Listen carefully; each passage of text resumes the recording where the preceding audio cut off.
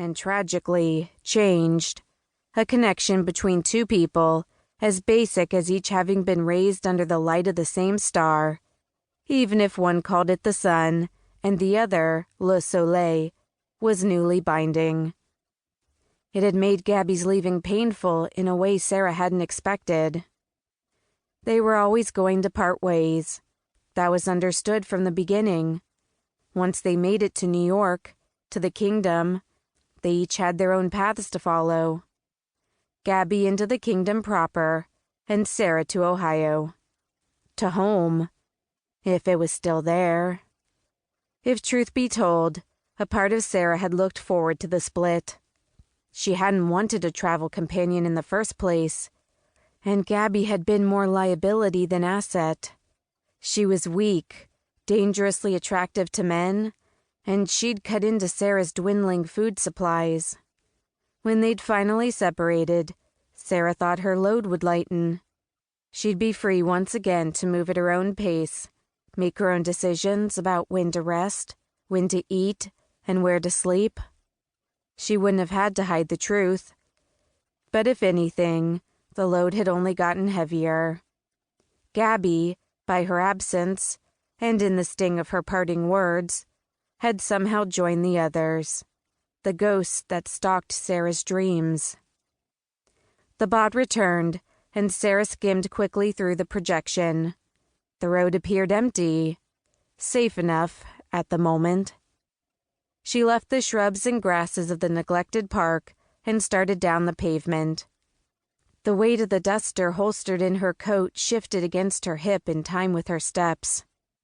She once hated its heft and the danger it conjured.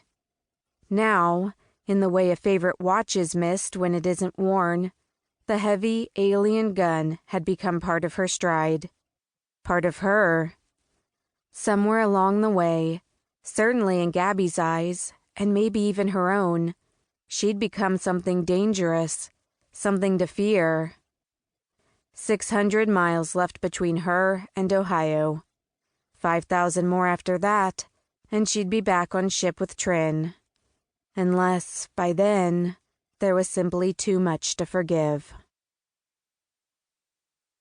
Chapter 2. How many words can be squeezed into 10 seconds? This had been the question swirling around his brain for days. Kino had been considering at least 3 different strategies he might employ in the dangerous game of words he knew he'd soon be playing. Tom Nader, the mayor as he was known in New York, would insist upon it. Kino had seen this happen often enough to predict it with confidence, especially if the mayor had an axe to grind with someone. And in Kino's case, the mayor most definitely had an axe to grind. Or 2. The botched killing in Murray Hill and the unfortunate bedding of the wrong woman. Both were dumbass moves, worthy of a stubborn grudge, even if the bedding was her idea. Ostensibly, the 10 seconds game was an eccentric exercise in efficiency. A mind game that pitted the mayor's skills of intimidation against a contestant's skills of speedy persuasion. Convince him the meeting would be worth his limited and precious time, and a few moments would be granted. Looking at this proposition with one eye squinted and the other closed, the game made perfect sense. The mayor was, in fact, a tremendously busy man. Holding his Scotch-taped kingdom together took all kinds of time. So, sure, it was only right that getting his attention be a challenge. However, the real sense of the game didn't show itself with the winners.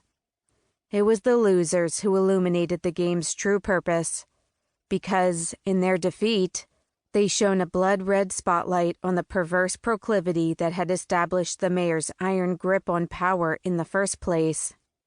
He killed people. Often. Now, Kino knew all kinds of degenerates who would seemingly shoot without regret. But in the mayor, he saw an enthusiasm for murder that inspired Kino to wonder if it wasn't a kind of oxygen for the mayor, an elemental need.